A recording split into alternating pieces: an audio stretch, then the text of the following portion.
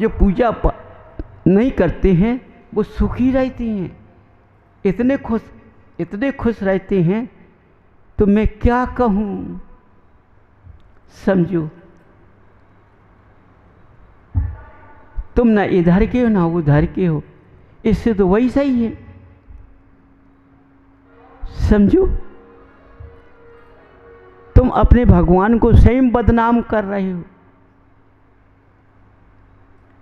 लेकिन तुम्हारे अंदर असर नहीं होता है। इसलिए देखो बंधुओं, अपनी बुद्धि के विकास को संभालो, अपने बुद्धि के पिटारी को खोलो, ज्ञान की चक्षु जगाओ, तो बालक कैसा काम तुम्हारा भी हो जाएगा। समझो, देखो सब कुछ लगता है, लेकिन मैंने रास्ता को नहीं पकड़ पाया तो दिशाहीन हो गया। दिशाएं 4 होती हैं।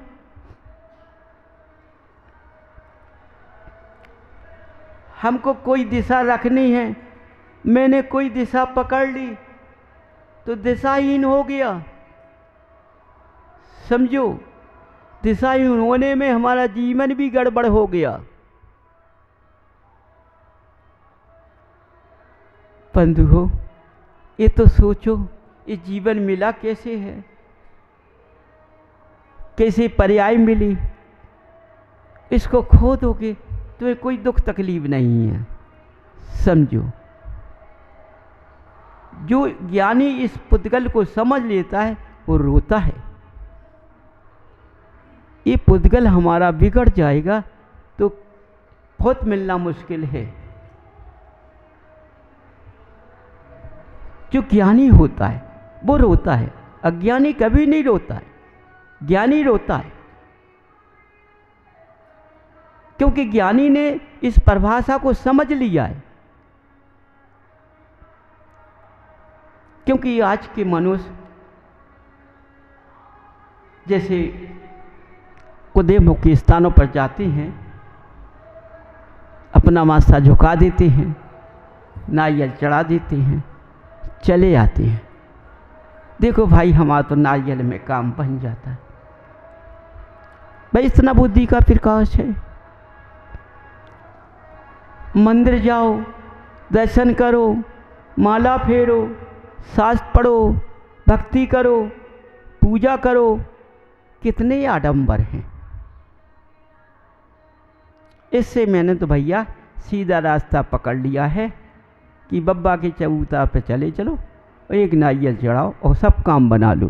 पेट को दर्द मिट जाए, खांसी मिट जाती, जुकाम मिट जाती है ना, औलाद ना हो तो औलाद मिल जाती, सब कुछ हो जाता। तो आज के समय तो बब्बा भगवान है। हाँ, तुम भी मालूम करें।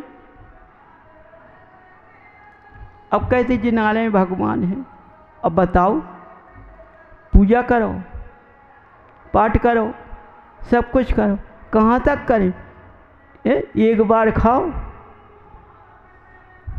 अब सोचो, सब्जी अच्छी लगत तो सब्जी न खाओ, क्या करें? मैंने तो छोड़ दिया, मैं नहीं मानता, अपना सीधा रास्ता ले लिया। बताओ, तुम उजाले के रास्ते से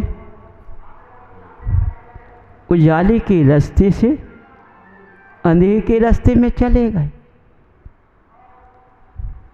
समझो, यदि इस लाइट का अर्थ चला जाएगा तो लाइट नहीं जल पाएगी, बुझ जाएगी। समझो, तुम्हारे अंदर का यदि ये भावना खत्म हो गई तो इस शरीर को तुम तपा नहीं पाओगे। ये शरीर तुम्हें रौंदेगा, ये शरीर तड़पेगा। हम बब्बा के पास कितने भी जाएंगे, आखिरी में बब्बा यही बोलेंगे, भैया ऐसे ही हम मरे थे, ऐसे ही तड़प तड़प के हम मरे थे। अब बब्बा हुक्का नहीं आई, काय से हम मरे थे ऐसे, अब कैसे तुम्हें बचाऊ, अब तक हम चलाऊ तो नहीं।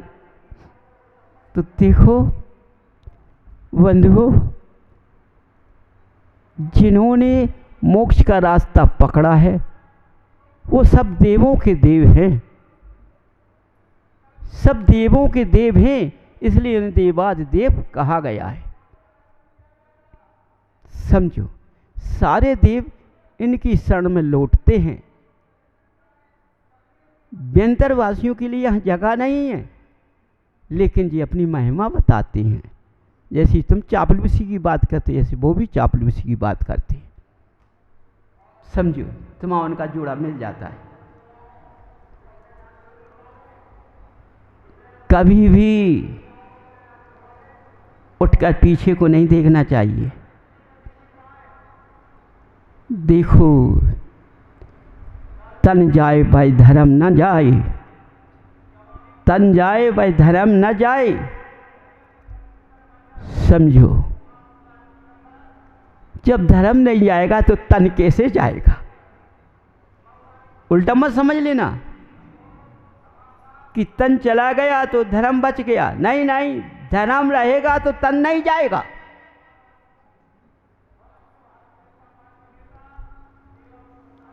इसलिए बंधु, अपने अपने रास्ते लौट जाओ। समझो, क्योंकि देखो, एक उंगली हाथ होता है और दूसरे हाथ की उंगली कट जाती है तो शरीर को कितनी वेदना होती है, पूरा शरीर कँपता है, कांपता है। नेत्र कैसे रोते हैं बताओ? कटी उंगली है लेकिन पूरा शरीर कांपता है, आंसू रोते हैं। किसके लिए? छिंगड़ी कटने के लिए। और जब तुम्हारा जीवन बिगड़ जाएगा तो तुम कितने रोगे, तुम्हें कितने देखकर रोएंगे। समझो, तो अपनी परिभाषा उल्टी छोड़ दो, मिथ्यावादी परिभाषा छोड़ दो, मिथ्यात्व मार्ग का स्थान छोड़ दो, संयम का मार्ग पकड़ लो। समझो, ये भगवान तुमको कैसे बुला रहे हैं, कितने प्यार से बुला रहे हैं, कितने उससे बुला रहे हैं, क्योंकि तुम नन्हे नन्हे बालक हो। तुम्हें उनने मनुष्य नहीं समझा। नन्हे नन्हे बालक बालिकाएं समझा है। उनके पास तुम्हारी क्रिया बदलने का कोई महसूस नहीं है, मुस्कुराते रहते हैं। बालक हैं आज के। क्यों? बड़ी के पास जब धर्म होता है तो क्षमा होती है, और जब ज्ञानी पुरुष होता है तो उसके पास क्षमा के भाव होते हैं। वो कितना भी हो, देखो कम्बट ने कितना अवसर किया पार्श्वनाथ पर, 7 दिन का अवसर किया, और उसके बाद जब नीचे गिरा, रक्षा धरण पद्मावती ने की तो नीचे गिर पड़ा, तो उनको आशीर्वाद किसने दे दिया? पार्श्वनाथ ने। उन्होंने नहीं सोचा कि इसे 7 दिन में ऊपर अवसर किया। तो ये मत सोचो, भगवान कभी नाराज नहीं होते तुमसे, तुम्हें हमेशा नन्हा बालक समझ करके माफ़ कर देते हैं। लेकिन बिगड़ने की रास्ता मत चलो, तुम्हें एक दिन बिगड़ कर रोगे। रोना किसी को नहीं है, रोना तुम्ही को है, दूसरा नहीं रोने आएगा। देखो, पक्षी पर कष्ट आया तो पक्षी रोया, जब शिकारी पर कष्ट आया तो शिकारी रोया। समझो, इसलिए बंधुओं, तुम्हारे महावीर तुम कितनी प्रकार से पुकार रहे हैं, तुम्हारे अंदर जाने क्या भरा हुआ है? कितना अहंकार मान भरा हुआ है, और कहते हो मान कैसे दूर हो जाएगा। मुझको लगता है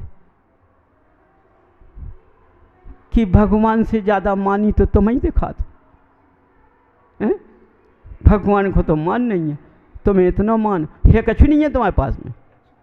बिच्छू को मानते नहीं है तुम्हारे पास में, समझ लो कि बिच्छू झाल ले वे। यह मंत्रों को नहीं माना जाता है, किसी मंत्र को नहीं माना जाता। न मैं मंत्रों को मानता हूँ, समझ लेना, मैं कभी किसी मंत्र को नहीं मानता हूँ। सारे मंत्र काट देता हूँ। इसलिए अपनी बुद्धि का विवेक जगाओ, अपना रास्ता पकड़ लीजिए, उसी में लाभ है। देखो किसी दिन यदि वेदना आ जाएगी, समझो उस धर्म से तुम विमुख हो जाओगे, तो वह वेदना तुम्हें रोंदेगी रोंदेगी। हो सकता है कि शरीर तुम्हारा जब तड़फन लगे रोंदेगी, तो पत्नी का भी स्वभाव बदल जाएगा, है ना। हो सकता है तुम पर प्यार रहा कि नहीं रहा, किसी दिन की बात पत्नी तुम्हारी रख गई अपने अंदर, इनने हमें ऐसे डांटू तो आज बिदगाओ मौका चल जान दो। सोचो कहने लगी पत्नी, कहो अब कैसे रो रही, कैसे तड़प रही, उतना कैसे डांट रहे थे हमें, अब कर लो, अब कुआरो तुम्हारे सामने आ जाए को जो और सुनने पड़े। इसे भैया ऐसो कर लो, हिल मिल के चल लो, उसी में लाभ है, काऊ में लाभ नहीं है। इसलिए धर्म की रास्ता पकड़ लो, धर्म में सब कुछ है, पत्नी है, बच्चा है, बच्चा भी रास्ता नहीं काट पाएगा, बच्ची भी रास्ता नहीं काट पाएगी, धर्म से सब बंधे हुए। देखो धर्म का धागा दिखता नहीं है लेकिन गुथा हुआ है, समझो बंधुओं। इसलिए तुम्हारा स्वभाव जाने कैसा है, हैं? मैंने कहा मान देख लेना अपने घर में कैसा है, सुखद नरक न चले जाए। और सुबह से उठ के 4 जन के सामने चौकड़ी चलाती, जब नहीं गो धर्म, जब स्वर्ग मिल लो तू हैं, और शिक्षा दई से धर्म चलो जाए, मर्यादा चली जाए। देखो जहाँ समय का विवेक लगाया जाता है, यदि बाहर किसी पुरुष से बात होती है तो स्त्री को बीच में बात नहीं करना चाहिए, वो मर्यादा है। यदि मेरा पति गलत रास्ते पर चले गया है और मेरे पास कुछ ज्ञान की उपलब्धि है, तो हम भगवान से विनय कर सकते हैं और विनय करके अपने पति की रक्षा कर लेंगे, क्योंकि पतिव्रता स्त्रियां अपने पति की रक्षा कर लेती हैं, समझो। अब तुम्हारे अंदर जाने कौन सा प्रकाश है पता नहीं है, मिथ्यावादी प्रकाश भरो, क्या करें, कहाँ तक समझाएं। देखो मेरा क्या कहना है कि अपने नेत्रों की रोशनी भगवान की तरफ फेंको। यदि तुमने अपनी रोशनी को भगवान की तरफ फेंका तो तुम्हारी रोशनी जो गलत है वह सही हो जाएगी। ये सुने तो आंखें काट काट के भगवान को देखो, अंदर बसाओ ने तुमको जोशी देव ने कह दी थी भगवान को देखो, है अब तना खूनी फिर ज़्यादा खोद नहीं, फिर वह ज़्यादा खोद नहीं, है ना, घूर घूर देख रही। अब को गाओ तो यार स्त्री भगवान को घूर घूर काय देख रही, समझो। तो ऊ को दर्शन करे में मन न लगे, वो यही देखा जे होते लौट के जे ए फलानी की पत्नी भगवान को घूर घूर देख के देख रही थी, यानी का होगा उसे, यानी सिररन हो गई, का हो गई, है ना, कहीं न का उसे हमें लगत है कि सिररन हो गई बा।